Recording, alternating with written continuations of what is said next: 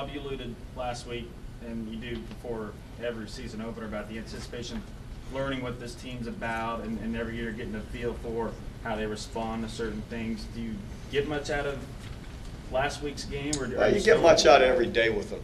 Yeah, sure you do. And you get much. Well, I like that even in that game, or even at halftime or at different parts of the game, they're listening to you. You could tell they're intent on listening.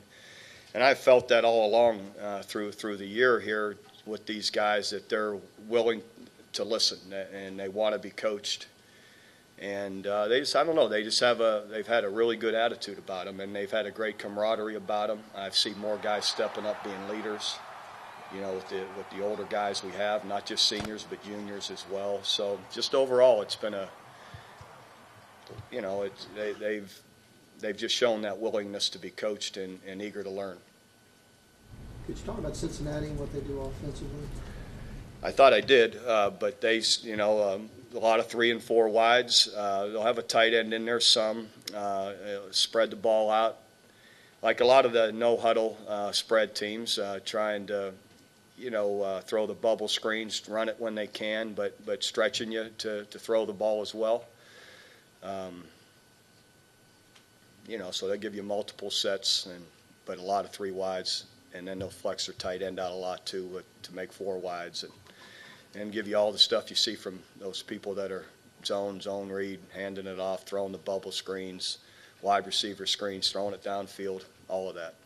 Bob, in talking about what you said before that question about players listening, can you tell already the personality of the team?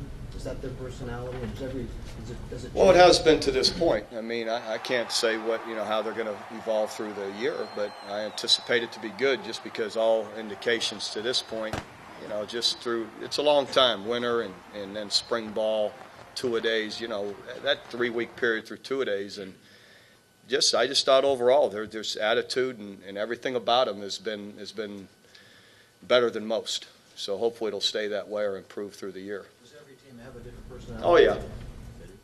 Some teams think they figure, or you get a certain percentage of guys think they already got it all figured out, and all of a sudden you see a few games they don't. And it's, you know, but hey, that's going to happen even when guys do. You know, you just have to, you hope it doesn't, but yeah, like I say all the time, if you're not at your best, anybody can get you. You've got to earn it each week. Bob, you had a couple guys replace Garen Hartley. Talk about the kickoffs and the place kicking. Yeah, I thought Matt overall was good kicking off. When you know, the wind wasn't helping him as much as it was sideways, but I've seen him in practice. He has a bigger leg than that. So I think it's just, you know, being in the environment, settling down, and being more consistent because with his kickoffs, because he has a really big leg, and so I think it can even be better. And then I thought Jimmy did an excellent job. The one that he missed, his plant foot was just a little bit off, and just didn't get around on it and left it out there. But you know, he hit it. I don't know how many we had, but the other one's perfect. And the first one was kind of a blooper, but that's because of Carter messing with the ball. His hand got in the way.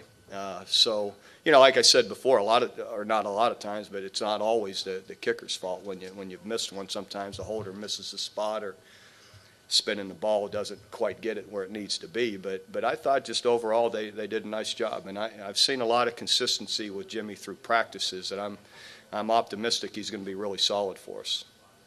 Will you look at Ryan Broyles as a punt returner this game at all, or Dom? Yes, yes, definitely. And some will be, depending on how tired Dom is, if he needs a blow, you know, want to have a fresh guy back there.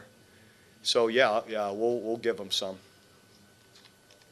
Your offensive versatility, especially running the no-huddle, when you've got guys that can play different positions, tight ends, slot receiver, wide receiver, slot receiver, or fullback, tight end, it just goes on and on. Does that, especially with the no-huddle, does that really help when you're trying to get a rhythm going and you're just moving, shifting guys around? Well, I believe it does, sure, because sometimes we're not substituting and we're in multiple formations, and so, yes, it gives you more flexibility and diversity. Seems like it makes everything more dangerous. Everybody's more dangerous when a defense is trying to match up.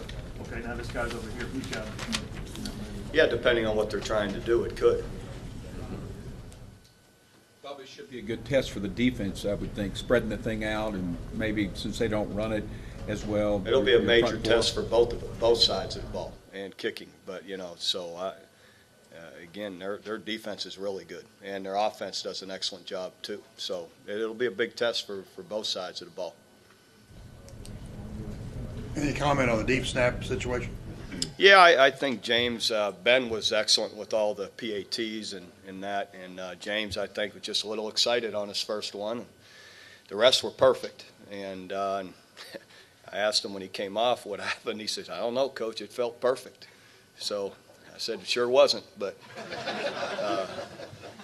anyway. I think just, you get in there, and you gotta be able to. You want to be excited, but there's you have to control it and just execute. And the guy's been fabulous for 3 weeks and was great the rest of the day. So I'm hopeful that was just a one-time deal. Do you have any prognosis on Derek? He's better and better. He's running, faster and stronger now. And the whole thing is he's got to be able to cover to some degree before. Not that he was our leading tackler on it, but he needs to get in someone's way. So he's close, real close. So we'll just see as we go through the week. Bob, the fact that you played West Virginia so recently, team in their league, can you watch West Virginia Cincinnati tape and get a better feel for this team? Or conversely, can they watch the Fiesta Bowl tape and get a better feel for you? Oh, sure. I mean, there's just to some degree. I mean, there's different people and different schemes to some degree, but you know what you're looking at. And not just West Virginia, but we watch all of their games and who they're playing, and so you can get a sense. Bob, with a good Cincinnati team coming in and you only getting to really play your starters about half the game, were you happy with the amount of work you were able to get them in the first game? I don't know. You always want to have more, but it's just the way it goes. And I'm sure their game. They had a big lead. I'm sure some of their guys didn't play the whole game as well. So a lot of people end up like that in the first game.